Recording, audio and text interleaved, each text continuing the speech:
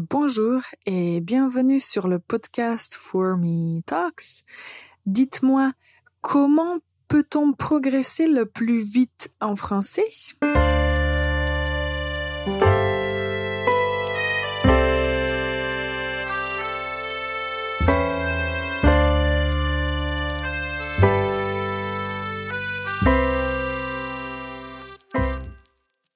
Bonjour et bienvenue pour ce nouvel épisode du podcast For Me Talks.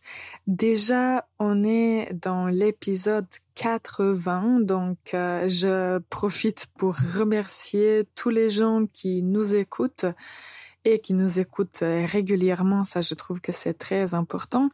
Pour les personnes qui peut-être nous écoutent pour la première fois, le podcast For Me Talks est dédié à toutes les personnes qui veulent progresser en français.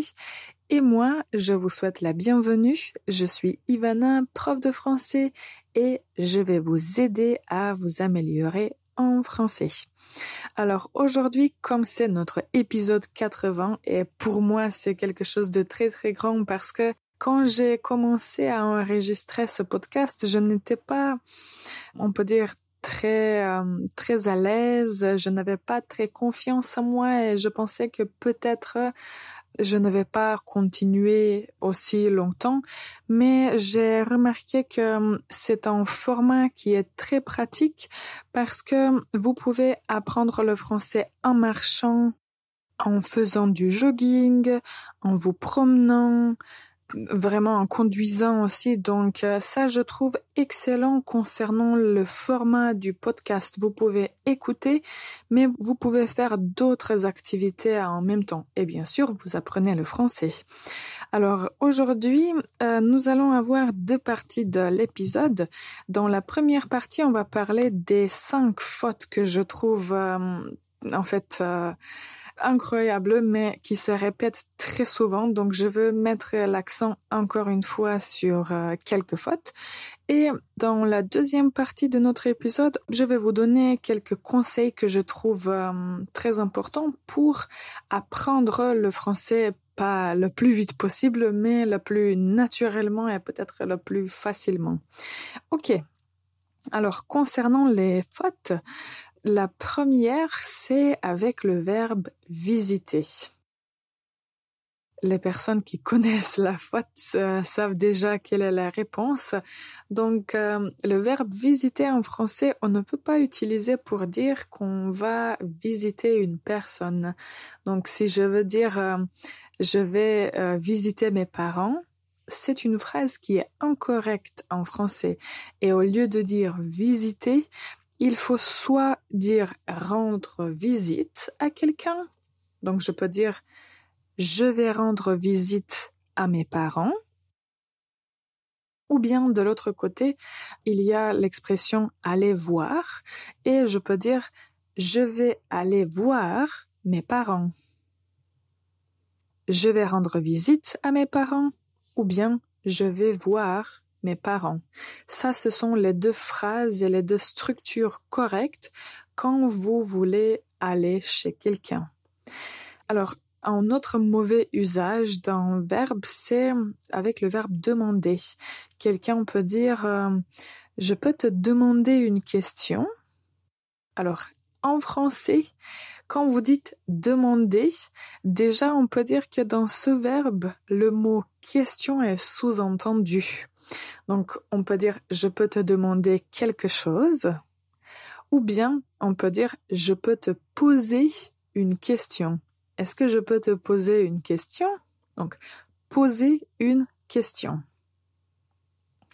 Alors, une autre faute que j'entends très souvent et que je répète à chaque fois, c'est la faute de préposition. Écoutez la phrase « je vais au médecin ». Alors, dans cette phrase, comme je l'ai déjà indiqué, la faute, c'est la préposition. Alors, si vous allez voir un médecin, un dentiste, un spécialiste, vous allez utiliser la préposition « chez ». Donc, on va dire « je vais chez le médecin » ou bien « je vais chez le dentiste ». Vous n'allez pas utiliser la préposition que j'ai mentionnée au début. Donc, on va dire « Je vais chez le médecin ». Alors, la faute suivante, et je vais vous laisser un peu de temps pour réfléchir et dire « ça, c'est la faute ». La phrase, c'est « Je fais beaucoup des fautes ». Je fais beaucoup des fautes. Alors là, la faute, c'est en fait des. Quand on utilise beaucoup, l'article qu'on utilise après est toujours de. Des, e. Il n'y a pas de des, du, là ou n'importe quoi d'autre après le mot beaucoup. Donc, on va toujours dire beaucoup de. Je fais beaucoup de fautes. Elle mange beaucoup de pommes. Peu importe, mais toujours après beaucoup, on dit simplement de. Alors, on fait une petite pause. Alors, je vous donne la dernière faute. Vous réfléchissez. Au matin, je me lève très tôt. Et réfléchissez quelle est la faute. On revient dans un instant. Ready to take your French to the next level? There's nothing better than one-on-one classes with one of our top French teachers. Write to info@formelanguages.com or check out formelanguages.com. Bonjour et bienvenue encore une fois pour ce nouvel épisode, pour ce 80e épisode du podcast For Me Talks. Aujourd'hui, on parle des fautes. Nous avons déjà mentionné 4 fautes, donc au lieu de dire visiter quelqu'un, nous allons dire rendre visite à quelqu'un ou bien aller voir quelqu'un. Au lieu de demander une question, on va soit demander quelque chose ou poser une question. Quand on va voir un spécialiste ou un médecin, on va chez le médecin. Et si on fait des fautes, on fait beaucoup de fautes. Ok. La dernière en fait, je vous ai posé cette question. Au matin, je me lève tôt. En français, quand vous utilisez ces moments de la journée comme le matin, l'après-midi, le soir, la nuit, on n'utilise pas de prépositions comme dans d'autres langues. Donc, en français, ce qui est naturel, c'est juste d'utiliser l'article défini. Donc, vous allez dire le matin, je me lève très tôt. Le matin. Ou la nuit, je ne dors pas bien. Ou l'après-midi, je lis un livre. Donc, c'est simplement l'article, le moment de la journée, et c'est tout. Ok.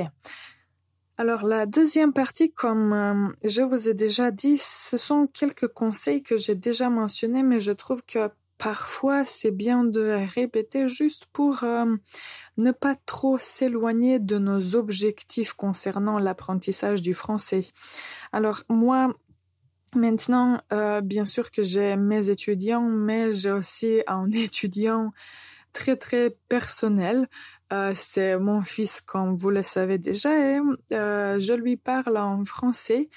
Et je remarque comment il absorbe les nouveaux mots, comment il les utilise, ce qu'il comprend ou ce qu'il ne comprend pas. Et en fait, je pense que j'ai tiré quelques conclusions juste en lui donnant de nouveaux mots à utiliser, en lui expliquant des choses. Parce que il est vraiment petit, mais de l'autre côté, je pense que les enfants à cet âge apprennent beaucoup en écoutant, en regardant. Et il faut profiter de cette période. Mais même si on est adulte, on peut aussi apprendre des choses de la même façon. Peut-être que ça va nous prendre un peu plus de temps, mais de l'autre côté, on est plus conscient et ça, c'est un avantage. Alors, le premier conseil que je voulais vous donner, c'est de nommer les choses. Alors, quand vous vous trouvez dans une pièce ou quand vous êtes à l'extérieur, essayez de nommer les choses que vous voyez autour de vous en français. Par exemple, je peux dire un ordinateur. Devant moi, il y a un ordinateur, une tasse de café, un micro, un microphone, une lampe. Et comme ça, vous allez en fait pouvoir vous situer dans le temps et dans l'espace en français. Et ça, je trouve très pratique parce que parfois, quand vous faites ce type d'exercice, au début, vous allez voir que peut-être que ça va être un peu difficile parce que vous n'allez pas connaître tous les mots ou vous n'allez pas pouvoir identifier toutes les choses en français, mais petit à petit, ça va devenir de plus en plus facile. Cet exercice est bon aussi parce que d'habitude, quand vous parlez de quelque chose en français, vous parlez des choses ordinaires, des choses qu'on voit partout, des choses dont on se sert, qu'on utilise.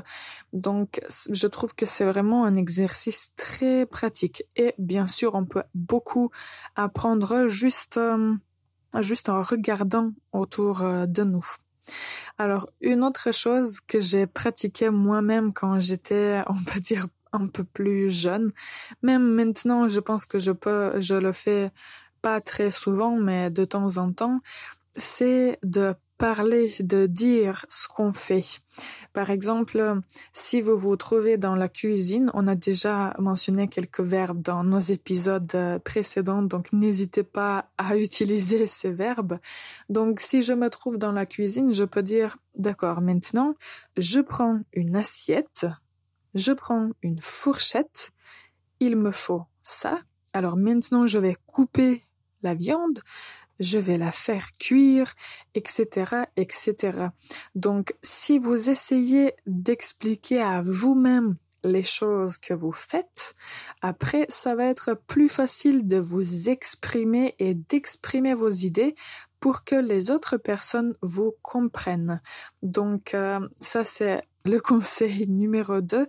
Quand vous êtes tout seul, ou même si vous êtes avec quelqu'un qui parle ou qui apprend le français, essayez de parler des choses que vous faites en ce moment ou dans ce moment précis. Donc ça, je trouve que c'est vraiment un excellent exercice. Là aussi, vous pouvez au début voir qu'il y a des mots qui vous manquent, des mots que vous ne connaissez pas, mais petit à petit, vous allez élargir votre vocabulaire. Et la dernière chose que je dis très souvent, c'est pour vous améliorer en français, juste pour améliorer la compréhension, on peut dire pour comprendre comment la langue française fonctionne, il faut écouter. Vous ne pouvez pas progresser en français si vous n'écoutez pas. Ça, c'est une grande vérité. Donc, si vous avez 10 minutes par jour, c'est déjà excellent. Écoutez quelque chose. Vous pouvez écouter un podcast comme celui-ci, ou bien vous pouvez écouter la radio. Il y a d'autres podcasts aussi qui sont drôles. Donc, écouter quelque chose quotidiennement est très important pour progresser en français, parce que quand vous écoutez d'autres personnes parler français, vous pouvez apprendre du nouveau vocabulaire, des nouvelles structures. Peut-être que vous allez reconnaître des mots que vous avez appris. Donc, il y a beaucoup de bénéfices si vous écoutez ou en écoutant des contenus en français. Donc, ça, c'est quelque chose qui est très important. Ok, alors encore une fois, je dois remercier toutes les personnes qui en fait sont arrivées avec moi à cet épisode 80. Aujourd'hui, on a parlé des quelques fautes qu'on entend très souvent en français. Je vous ai donné quelques conseils comment progresser en français, comment vous améliorer, on peut dire, le plus naturellement possible. Et bien sûr, si vous voulez discuter avec d'autres personnes, vous êtes toujours invité à nous rejoindre aux ateliers. Toutes les informations, vous les trouverez sur le site www.formelanguages.com. Donc, je pense que j'ai dit tout ce que je voulais dire. Si vous avez des questions, suggestions ou des doutes, écrivez-nous. Merci encore une fois pour votre attention. Bonne journée et à bientôt.